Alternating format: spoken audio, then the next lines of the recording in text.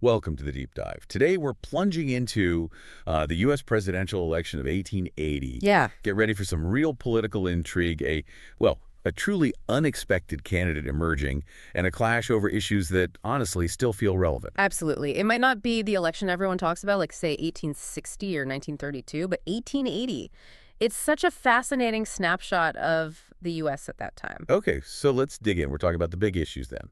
Civil service reform, how government jobs get handed out. Right, the whole spoils system debate. Exactly. Then tariffs, always a hot topic. Mm. And, of course, the Civil War.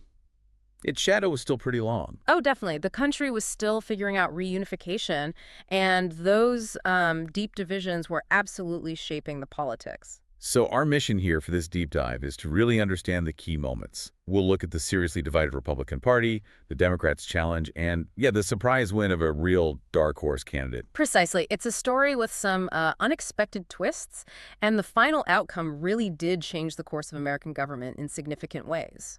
So to set the scene, let's go back to the 1870s.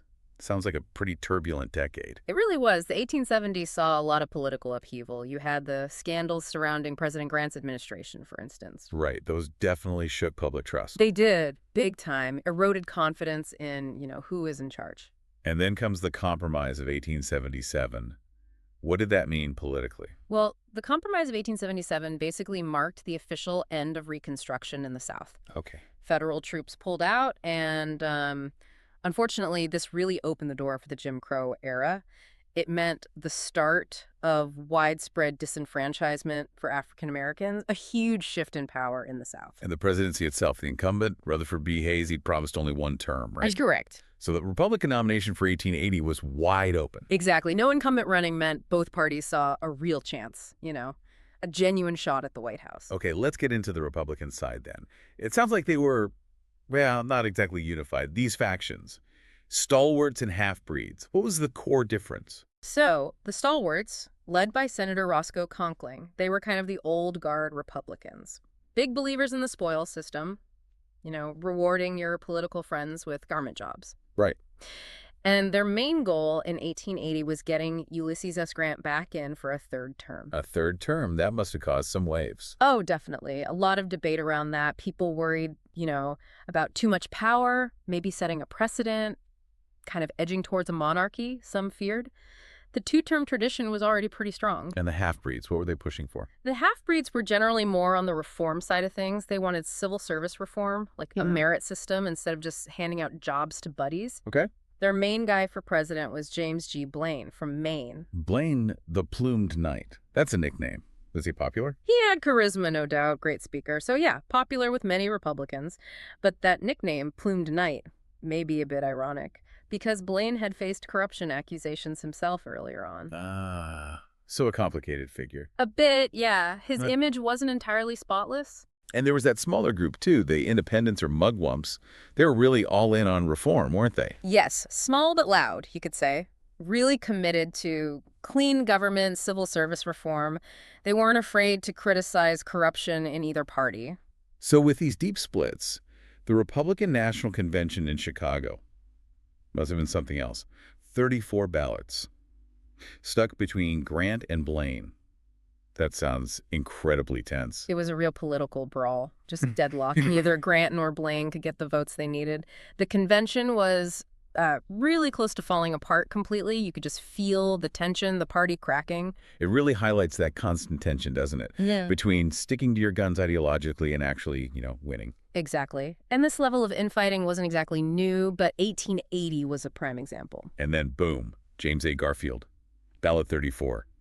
Talk about a dark horse. Totally unexpected. Garfield wasn't really campaigning for president himself. He was an Ohio congressman backing John Sherman initially. But as the Grant-Blaine stalemate just dragged on and on, delegates started looking around thinking, okay, we need someone else, a compromise candidate, someone not tied too closely to either faction. And Garfield fit the bill. What was his background again? He was pretty well regarded, known as a good orator, Civil War general with a solid record, respected congressman. Crucially, neither the Grant nor the Blaine camps saw him as a real threat at first.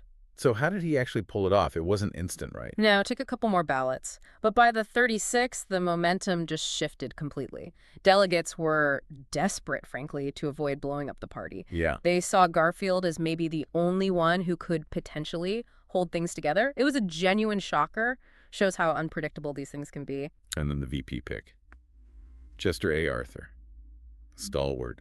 That feels like a very calculated move, trying to patch things up after that fight. Oh, absolutely deliberate. Fascinating how that choice played out later, though. It really is. Picking Arthur, who was tight with Conkling, was all about appeasing that powerful stalwart wing, trying to show a united front going into the election. Right. It was pragmatic politics, even if it probably made the reformers, raise their eyebrows a bit. And yes, as we'll see, that choice had huge consequences down the line. Okay, let's switch over to the Democrats. They must have been watching this Republican chaos and thinking, maybe this is our year. They certainly were optimistic. You had the Republican infighting, plus the economy wasn't great after the panic of 1873. So yeah, Democrats felt they had a real shot. And their nominee was Winfield Scott Hancock, another Civil War general, Hancock the Superb from Gettysburg. That's the one. Highly respected military guy, seen as a moderate Democrat, which was key, someone who could maybe appeal to both North and South. And importantly, not tangled up in scandals like Tammany Hall. Exactly. He had a clean reputation, which was a definite plus. And we should briefly mention the Greenback Party, right? James B. Weaver. Their thing was mostly about money supply.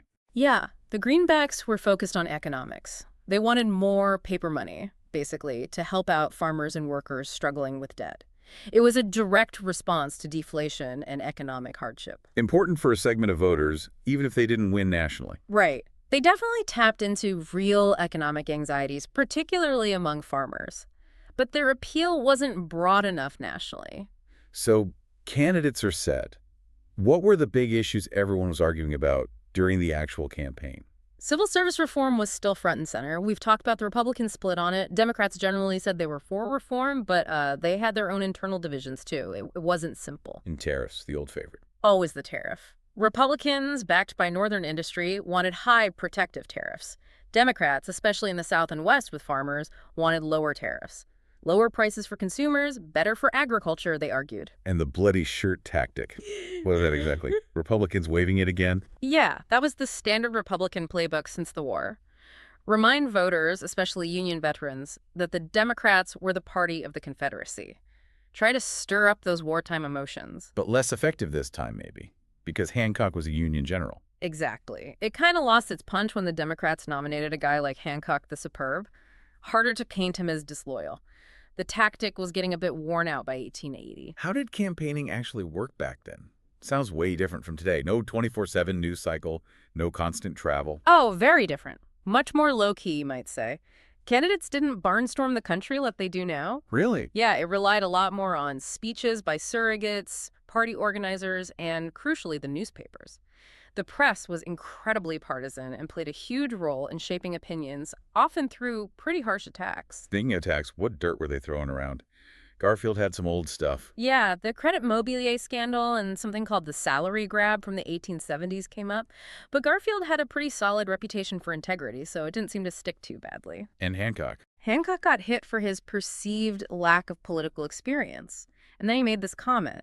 He said the tariff was a local question. Woof. Yeah. Republicans jumped all over that, used it to say, see, he doesn't understand national economics. It was a significant gaffe. So finally, Election Day, November 2nd, 1880. Yeah. And the popular vote was super close. Unbelievably close. Garfield won the popular vote by less than 10,000 votes out of nearly 9 million cast. Wow. Just think about that margin. It's truly one of the absolute closest in all of U.S. history. Shows how evenly divided the country really was. But the Electoral College told a slightly different story. More decisive for Garfield. A bit more, yeah. Garfield got 214 electoral votes to Hancock's 155. He swept most of the North and Midwest. Hancock carried the solid South, as expected for a Democrat then. And those results, they just scream regional division, don't they? But maybe also a desire for something different after Reconstruction. I think so. That razor-thin popular vote shows the deep divisions were still there. But Garfield winning, maybe it signaled that enough voters wanted to move on from those immediate post-war fights, even if they weren't sure exactly what came next. Then, tragically, Garfield's presidency is incredibly short, assassinated just months after taking office. What happened there? Yeah, it's just awful. July 1881, only 4 months in, he was shot by a man named Charles Guiteau. Why? Guiteau was basically a disgruntled office seeker, a stalwart supporter who felt he deserved a government job, like a diplomatic post, for his, quote, support. So it ties right back to the spoils system issue. Directly, Guiteau literally said he shot Garfield to put Arthur, a stalwart, in power, hoping he'd get his job then. It was all about patronage. And Garfield didn't die immediately. No, he lingered for 79 days, through the hot summer, finally passed away in September. Just a horrible, shocking event for the whole country. Which leads us to Chester A. Arthur, the stalwart vice president, suddenly president, and then he becomes a champion of reform. That's quite the twist. It's one of the great ironies, isn't it, Arthur? A product of the spoils system, a conquering ally. Right. But he was apparently genuinely affected by Garfield's assassination and the public outcry against the system that Guiteau represented. He really did change. He surprised pretty much everyone by pushing hard for civil service reform. And that led to the Pendleton Act in 1883. Huge deal. Absolutely massive. Arthur signed it into law. It set up the Civil Service Commission, required competitive exams for many federal jobs, protected employees from political firing. It was the beginning of the end for the old spoils system. Wow, a system he came up in. Exactly. He essentially dismantled the very system that had helped his own career. Quite a turnaround. So looking back, 1880 is just packed with significance, isn't it? You've got the Republican infighting, the ghost of the Civil War, and this growing push for reform. Absolutely. It really shows how fractured parties can be, how history lingers, and how sometimes an unexpected person in a tragic event can force major policy changes. And that super close popular vote really did set the stage for the Gilded Age, didn't it? Era of tight elections. It did. The 1880s and 90s saw several incredibly close presidential races. The parties were just so evenly matched, and elections often came down to a handful of votes in a few states. 1880 was kind of the start of that pattern. So, when you're watching modern primaries or seeing election results come in that are down to the wire, maybe remember 1880? Remember James Garfield's totally unexpected path to the White House and how tragedy led to this major reform legacy through Chester Arthur? Yeah, it's a powerful reminder, isn't it? How unpredictable events and, well, unexpected individuals can really shake history and drive change, even when everything seems locked in bitter division. That wraps up our deep dive into the fascinating election of 1880. Thanks for joining us.